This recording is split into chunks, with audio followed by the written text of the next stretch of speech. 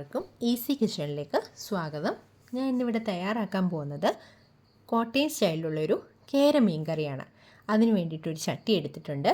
ഇതിലേക്ക് വെളിച്ചെണ്ണ ഒഴിച്ചു കൊടുക്കുക. വെളിച്ചെണ്ണ ഒന്ന് ചൂടായി വരുമ്പോൾ കടുക് വറുക്കുന്നതിനായിട്ട് കടുകും 2 നുള്ള് ഉലുവ ഇട്ട് കൊടുക്കുക.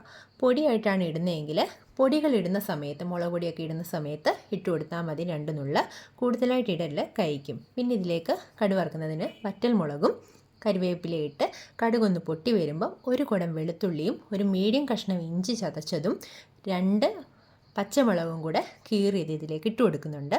ഇതൊന്ന് വഴറ്റി ഇതിൻ്റെ കളറൊന്ന് മാറുമ്പോഴത്തേക്കിന് പൊടികൾ ഇട്ട് കൊടുക്കാം. ഞാൻ മുളക് പൊടി ഇവിടെ എടുത്തിരിക്കുന്നത് എരിവുള്ളതും കാശ്മീരിയും കൂടെ മിക്സ് ചെയ്തതാണ്. അത് 4 ടീസ്പൂണ്, മല്ലിപ്പൊടി 3 ടീസ്പൂൺ, മഞ്ഞൾപ്പൊടി 1/4 ടീസ്പൂൺ. ഇളക്കി പച്ചമണം കളയുക. ഈ സമയത്ത് ഫ്ലെയിം ലോയിലായിരിക്കണം. അതിനുശേഷം പച്ചവെള്ളം ഞാൻ ഇതിലേക്ക് ഒഴിച്ചു കൊടുക്കുന്നുണ്ട്. ഈ സമയത്ത് കുടംപുളി ഇട്ട് കൊടുക്കുന്നുണ്ട്. പുളി അനുസരിച്ച് ആവശ്യത്തിന് ഇട്ട് കൊടുക്കുക.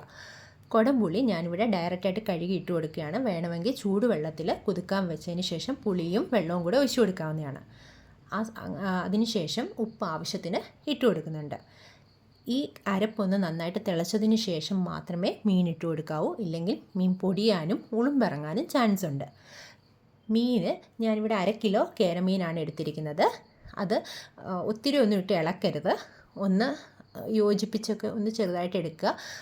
അല്ലെങ്കിൽ മീൻ പൊടിയും അതിനുശേഷം കരിവേപ്പിലയിട്ട് അടച്ചു വെക്കുക. മീൻ തിളയ്ക്കുന്നിടം വരെ ഹൈ ഫ്ലെയിമിലും തിളച്ചതിന് ശേഷം മീഡിയത്തിലോ ലോയിലോ വെച്ച് ഒന്ന് കുറുക്കിയെടുക്കാവുന്നതാണ്. 10 തൊട്ട് 15 മിനിറ്റ് വരെയൊക്കെ ആകുമ്പോഴത്തേക്കിന് മീനൊന്ന് വെന്ത് കുറുകി വരും. മീൻ തിളച്ചതിന് ശേഷം ഇടയ്ക്കൊക്കെ നമ്മളൊന്ന് ഉപ്പും പുളിയൊക്കെ നോക്കണം. വേണമെങ്കിൽ ആഡ് ചെയ്ത് കൊടുക്കാവുന്നതാണ്. പിന്നെ മീൻ കറിക്കകത്തോട്ട് നമ്മൾ തവിയൊന്നും ഇട്ട് ഇളക്കരുത്, മീൻ പൊടിഞ്ഞു പോകും. ജസ്റ്റ് ചട്ടി ഒന്ന് കറക്കി കൊടുത്താൽ മതി. സൂക്ഷിച്ച് വേണം ചെയ്യാൻ. ഈ ഒരു സ്റ്റേജിൽ എത്തിക്കഴിയുമ്പോൾ മീൻ വാങ്ങി വെക്കാവുന്നതാണ്. അതിന് മുമ്പായിട്ട് പച്ച വെളിച്ചെണ്ണയും കരിവേപ്പിലയും ഞാൻ തൂക്കി കൊടുക്കുന്നുണ്ട്.